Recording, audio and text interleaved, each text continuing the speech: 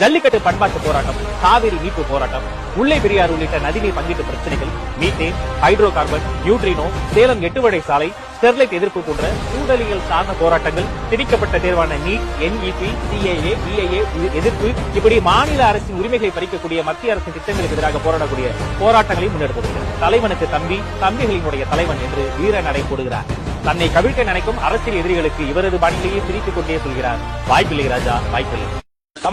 தமிழர் தமிழ் இனத்திற்காக ஓங்கி ஒலிக்கக்கூடிய ஒரு குரல். அடுத்த தேர்தலை மட்டுமல்ல, அடுத்த தலைமுறை, சுற்றுச்சூழல் யாவற்றிற்காகவும் ஓங்கி ஒலிக்கக்கூடிய ஒரு குரல். செந்தமிழன் சீமான் அவர்கள்.